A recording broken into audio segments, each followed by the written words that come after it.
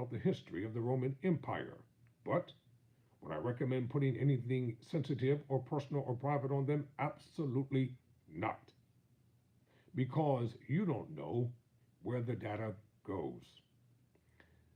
Dame Wendy Hall, a member of the United Nations High Level Advisory Board on AI, told The Guardian, you can't get away from the fact that you are a Chinese tech company dealing with information. You are subject to the Chinese government's rules on what you can and cannot say. We should be alarmed, said Ross Burley, a co-founder of the Century for Information Resilience, which is part funded by the US and UK governments.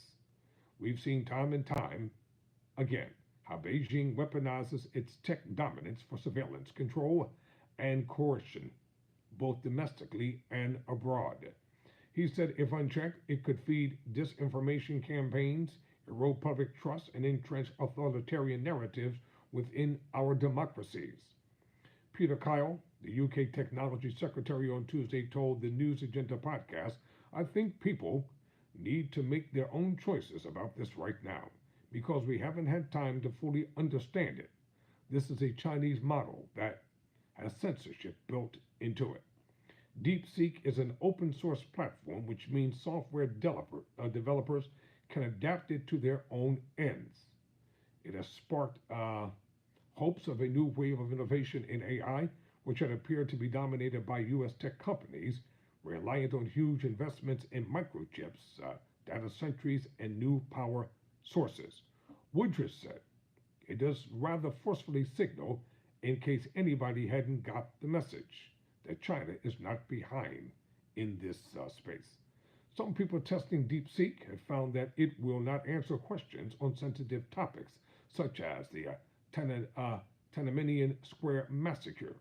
When asked about the status of Taiwan, it repeats the Chinese Communist Party line that the island is an inalienable part of China. The bigger problem with generative AI is misinformation, Hall said. It depends on the data in the model, the bias in that data, and how it is used. You can see that problem with the DeepSeek chatbots.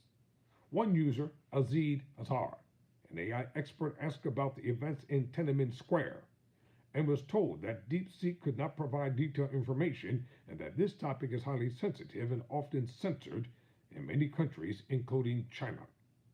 However, the AI then did explain that the events were deeply recognized as the suppression of pro-democracy protests and said the Chinese government responded with a violent crackdown, resulting in the deaths of hundreds or possibly thousands of people, including both protesters and soldiers. People use AI models such as DeepSeek and ChatGPT to help them process personal papers or documents for work, such as meeting minutes, but anything uploaded can be taken by the owner of a company and used for training the AI for other purposes. DeepSeek is based in Hangzhou and makes clear in its privacy policy that the personal information it collects from users is held on secure servers located in the People's Republic of China.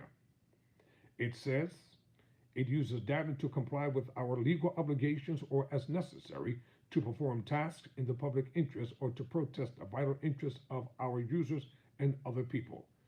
China's national intelligence law states that all enterprises, organizations, and citizens shall support, assist, and cooperate with national intelligence efforts.